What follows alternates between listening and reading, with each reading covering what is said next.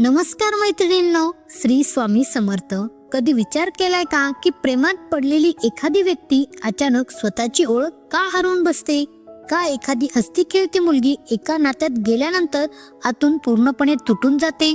आपण ज्याला प्रेम समजतो ते खरंच प्रेम असतं की फक्त एक सुंदर भास? अनेकदा आपण अशा नात्यात अडकलेले असतो जिथे समोरची व्यक्ती आपल्या भावनांशी, आपल्या विचारांशी आणि आपल्या अस्तित्वाशी खेळत असते. आपल्याला वाटतं की सर्व काही ठीक होईल, पण प्रत्यक्षात आपण एका मानसिक सापळ्यात अडकत चाललेलो असतो. आजचा हा व्हिडिओ इतर कोणत्याही सामान्य व्हिडिओ सारखा नाही.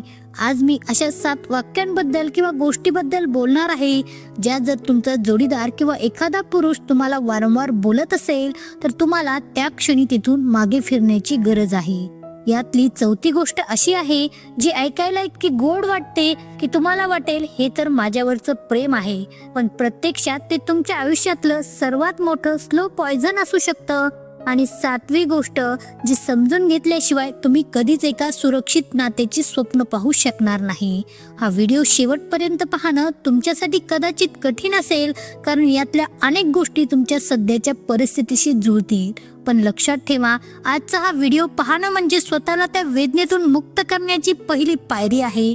जर तुम्हाला तुमच्या आत्मसन्मानाची किंमत असेल तर हा व्हिडिओ 1 सेकंद स्किप न करता बघा. चला तर मग उघडूया आपल्या डोळ्यावरची प्रेमाची चुकीची पट्टी आणि पाहूया ते पहिलं लक्षण जे तुम्हाला धोक्याचा इशारा देत आहे.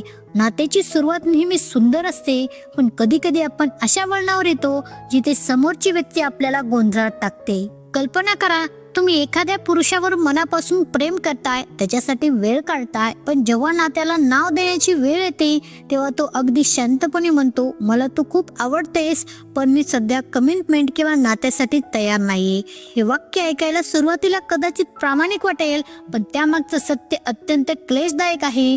अनेक स्त्रियांना असं वाटतं की कदाचित मी अजून थोडं प्रेम दिलं, अजून थोडी काळजी घेतली तर तो बदलेल.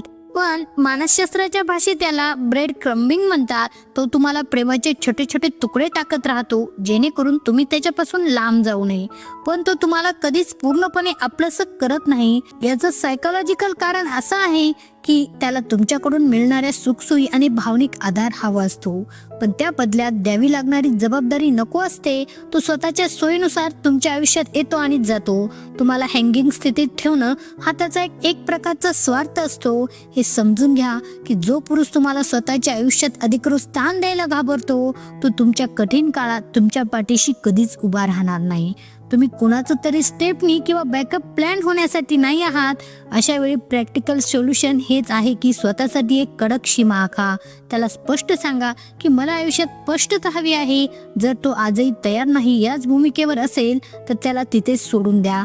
हे करताना तुम्हाला प्रचंड त्रास होईल, रात्रभर झोप लागणार नाही, पण एका चुकीच्या माणसाची वाट पाहत आयुष्य संपवण्यापेक्षा हे तात्पुरतं दुःख खूप चांगलं आहे.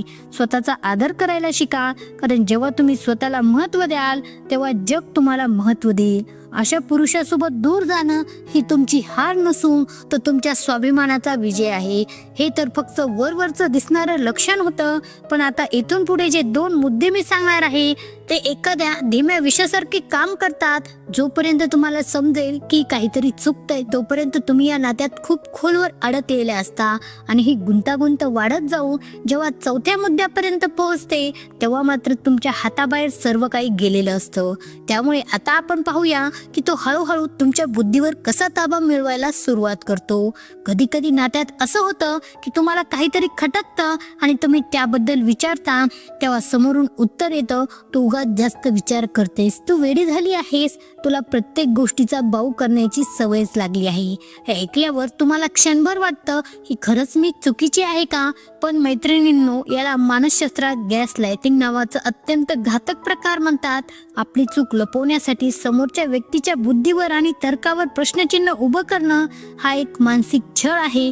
समजा त्याने कुणाशी तरी चॅटिंग केलं आणि तुम्ही ते पाहिलं तर तो स्वतःच्या चॅटिंगचं समर्थन करण्याऐवजी तुमच्या चेक करण्याच्या सवयीला दोष देऊ लागतो. यामुळे हळूहळू तुमचा स्वतःवरचा विश्वास उडू लागतो आणि तुम्ही प्रत्येक गोष्टीसाठी त्याची माफी मागू लागता. हे नातं नसून एक मानसिक तुरुंग आहे.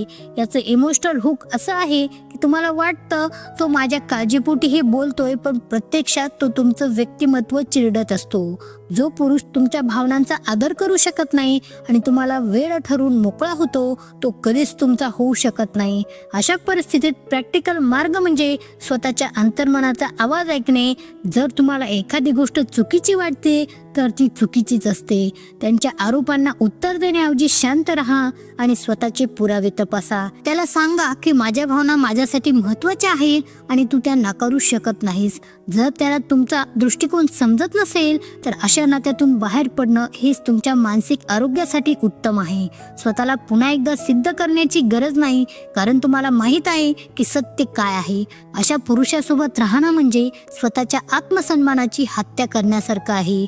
नात्यात तिसऱ्या व्यक्तीचं अस्तित्व नेहमीच विषारी असतं, विशेषतः जेव्हा ती व्यक्ती एक्स असते. जेव्हा तो वारंवार म्हणतो ती खूप चांगली होती, मी तिला अजून विसरू शकलो नाहीये किंवा तिच्यामुळे मला कुणावर विश्वास ठेवणं कठीण जाते, तेव्हा तो तुम्हाला सांगत असतो की माझ्या हृदयात तुझ्यासाठी पूर्ण जागा नाहीये. हे ऐकायला खूप भावनिक वाटतं. आपल्याला वाटतं की बिचारा किती दुखावला गेलाय, मी याला सावरी. पण सायकोलॉजीनुसार तुम्ही तिथे फक्त एक रिबाउंड म्हणून असता. तो त्याच्या जुन्या जखमा भरण्यासाठी तुमचा वापर करत असतो. तुम्ही त्याच्या आयुष्यात असूनही तुम्हाला सतत त्या अदृश्य तिसऱ्या व्यक्तीशी स्पर्धा करावी लागते. हे अत्यंत थकवणारं असतं. तुम्ही कितीही चांगलं वागलात तरी त्याची तुलना जुन्या आठवणीशीच होणार. या नात्यात तुम्हाला कधीच नंबर 1 स्थान मिळणार नाही. विचार करा, जो माणूस अजूनही जुन्या घरातून बाहेर पडलेला नाही तो तुमच्यासोबत नवीन घर कसं काय बांधणार. यावर प्रॅक्टिकल उपाय म्हणजे त्याला त्याचा वेळ आणि स्पेस द्या, पण ती त्याच्यापासून लांब राहून. त्याला सांगा की जेव्हा तू पूर्णपणे त्यातून बाहेर येशील तेव्हाच माझ्याकडे. कुणाची तरी सावली बनून राहण्यापेक्षा एकटं राहणं कधीही चांगलं. तुम्ही कुणाचं दुःख हलकं करण्यासाठी स्वतःचं आयुष्य पणाला लावू नका. तुम्ही एक स्वतंत्र व्यक्ती आहात आणि तुम्हाला अशा पुरुषाची गरज आहे जो फक्त आणि फक्त तुमच्याकडे पाहून हसेल, ज्याच्या डोक्यात दुसऱ्या कोणाचे विचार नसतील. स्वतःची किंमत ओळखा आणि अशा अर्धवट मन असलेल्या नात्यातून सन्मानाने बाहेर पडा. भांडण हे प्रत्येक नात्यात होतं, पण त्या भांडणाचा शेवट कसा होतो यावर नात्याचं भविष्य अवलंबून असतं. जर भांडण झाल्यावर तो पुरुष अगदी सहजपणे म्हणत असेल तुला पटत नसेल तर तू जाऊ शकतेस, पण मला काही फरक पडत नाही, दरवाजा उघडा आहे, तर समजा की त्याला तुमच्या असण्याशी किंवा काही घेणं देणं नाहीये. हे वाक्य एखाद्या धारदार शस्त्रासारखं काळजाला लागतं.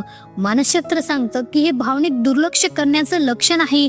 जो व्यक्ती तुम्हाला गमवायला घाबरत नाही तो तुमच्यावर खरं प्रेम करतच नाही. त्याला तुमची गरज नाहीये, उलट तुम्ही तिथे आहात म्हणून तो उपकार करतोय. अशा विभरवात तो वागत असतो. यामुळे तुमची सेल्फ वर्थ म्हणजे स्वतःची नजर खाली जाते. तुम्हाला वाटतं की मी इतकी वाईट आहे का की याला माझ्या जाण्याने काहीच वाटत नाही, पण सत्य हे आहे की तो एक अहंकारी व्यक्ती आहे ज्याला फक्त स्वतःची सत्ता गाजवायची आहे. जो पुरुष तुम्हाला थांबण्याचा प्रयत्न करत नाही, जो तुमची मनधरणी करत नाही, त्याच्यासाठी तुम्ही तुमचे अश्रू वाया घालू नका. प्रॅक्टिकल व्हा. जेव्हा तो म्हणतो जा तेव्हा खरंच निघून जा. त्याला तुमची कमतरता भासू द्या. जर त्याला तुमची किंमत नसेल तर तुम्ही तिथे राहून स्वतःचा अधिक अपमान करून घेऊ नका. नातं हे दोन्ही बाजूंच्या प्रयत्नांनी टिकतं. जर एक बाजू दोरी सोडून द्यायला तयार असेल तर दुसरीने ते ओढून धरण्यात काहीच अर्थ नसतो. अशा माणसाला त्याच्या अहंकारासोबत सोडून द्या आणि स्वतःच्या आनंदाचा शोध घ्या. मी असाच आहे, तुला बदलायचं असेल तर तू स्वतःला बदल, मी माझ्या सवयी सोडणार नाही. हे वाक्य जेव्हा एखादा पुरुष बोलतो तेव्हा तो प्रगतीचे सर्व रस्ते बंद करतो. कोणत्याही नात्यात ऍडजस्टमेंट आणि ग्रोथ या दोन्ही गोष्टी महत्त्वाच्या असतात. जर तो म्हणतोय की तो बदलणार नाही तर तो तुम्हाला सांगत असतो की माझ्या आयुष्यात माझ्या सवयी तुझ्यापेक्षा जास्त महत्त्वाच्या आहेत. सायकोलॉजीनुसार अशी माणसं नार्सिस्टिक किंवा अत्यंत हट्टी असतात. त्यांना वाटतं की संपूर्ण जग त्याच्या भोवती फिरावं. तुम्ही त्याच्यासाठी तुमच्या आवडीनिवडी बदलता, तुमचे मित्र सोडता, पण तो मात्र त्याच्या एका साध्या चुकीच्या सवयीवरही ठाम असतो. यामुळे तुम्ही हळूहळू स्वतःची ओळख हरवून बसता. तुम्ही फक्त एक होला हो म्हणणारी बाहुली बनता. विचार करा, आयुष्यभर तुम्ही अशा व्यक्तीसोबत राहू शकाल का जिच्यासाठी तुमचं मत शून्य आहे. प्रॅक्टिकल सोल्युशन हेच आहे की तुम्ही बदलणं थांबवा. जो स्वतःला सुधारू शकत नाही तो तुमच्या आयुष्यात आनंद काय आणणार. त्याला स्पष्ट सांगा की नातं म्हणजे गिव्ह अँड टेक असतं. जर त्याला बदलण्याची इच्छा नसेल तर तुम्हाला त्याच्यासाठी स्वतःला संपवण्याची गरज नाही. स्वतःच्या व्यक्तिमत्वावर लक्ष केंद्रित करा आणि अशा पुरुषाची साथ सोडा जो तुमच्या अस्तित्वाचा आणि तुमच्या शब्दाचा आदर करत नाही. जेव्हा एखादा पुरुष स्वतःला बदलण्यास नकार देतो तेव्हा तो खरं तर तुमच्या अस्तित्वाची जागा मर्यादित करत असतो. पण आता जे शेवटचे 2 मुद्दे उरले आहेत ते समजून घेणं तुमच्यासाठी सर्वात जास्त महत्त्वाचं आहे. कारण हे 2 मुद्दे फक्त बोलण्याचे शब्द नाहीत तर तो तुमच्या स्वातंत्र्यावर आणि भविष्यावर घातलेला घाला आहे. विशेषतः शेवटचा मुद्दा ऐकल्यानंतर तुम्हाला जाणवेल की तुम्ही ज्याला प्रेम समजत होता ते खरं तर एक मानसिक जाळं होतं. चला तर मग आपल्या आत्मसन्मानाचा हा सर्वात महत्त्वाचा टप्पा पार करूया. अनेकदा नात्यात पुरुष स्त्रियांवर नियंत्रण मिळवण्यासाठी एक वाक्य वापरतात, तू माझ्याशिवाय काहीच नाहीस, तुला माझ्यापेक्षा चांगलं कोणीच मिळणार नाही किंवा तुला माझ्याशिवाय दुसरं कोण सांभाळणार. हे वाक्य तुमच्या आत्मविश्वासाला मुळापासून उपटून टाकतं. हे ऐकल्यावर तुम्हाला वाटू लागतं की कदाचित हे खरं आहे, मी बाहेरच्या जगात एकटी कशी जगणार. पण मैत्रिणींनो, हे मानसिक गुलामगिरीचं पहिलं लक्षण आहे. मानसशास्त्रात याला इन्फेरिटी कॉम्प्लेक्स निर्माण करणं म्हणतात.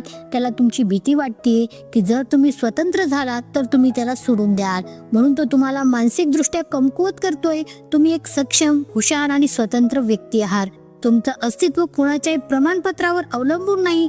जो पुरुष तुम्हाला कमी लेखतो तो तुमच्यावर प्रेम करत नसून तुमच्यावर राज्य करू पाहत असतो.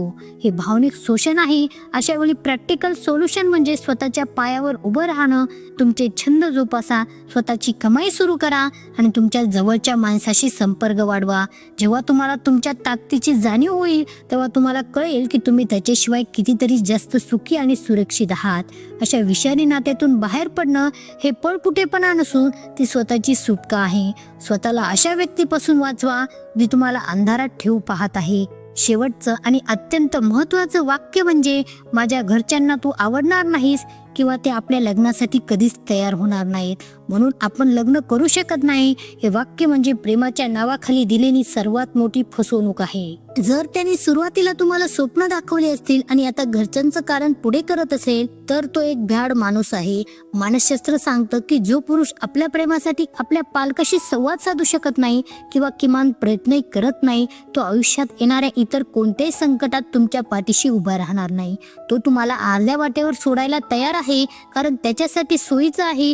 तुम्हाला वाटतं की मी त्याच्या घरच्यांना म्हणून घेईन, पण ज्या नात्याचा पायाच डळमळीत आहे तिथे तुम्ही किती काळ लढणार. जो स्वतःच्या निर्णयावर ठाम नाही तो तुमच्या भविष्याची जबाबदारी काय घेणार. प्रॅक्टिकल व्हा. अशा पुरुषासोबत रडण्यात अर्थ नाही. त्याला सांगा की जर तू माझ्यासाठी उभा राहू शकत नाहीस तर मलाही तुझ्यासोबत राहण्याची गरज नाही. नात्यात जोडीदाराची साथ ही सर्वात मोठी ताकद असते. जर तीच नसेल तर ते नातं म्हणजे केवळ वेळ वाया घालवणं आहे. स्वतःचा सन्मान करा आणि अशा व्यक्तीला निरोप द्या जिच्या आयुष्यात तुमची किंमत केवळ सोयीपुरती आहे. तुम्ही अशा व्यक्तीच्या शोधात असलं पाहिजे जी तुम्हाला सन्मानाने आपल्या आयुष्यात स्थान देईल. आयुष्य हे खूप सुंदर आणि अनमोल आहे. आपण पुन्हा एका चुकीच्या व्यक्तीसाठी किंवा विषारी नात्यासाठी ते वाया घालू शकत नाही. नात्यात प्रेम असणं स्वाभाविक आहे पण तिथे आदर आणि सुरक्षा कायम असावी लागते. जर आज मी सांगितलेल्या 7 गोष्टीपैकी काही तुमच्या आयुष्यात घडत असतील तर शांतपणे विचार करा.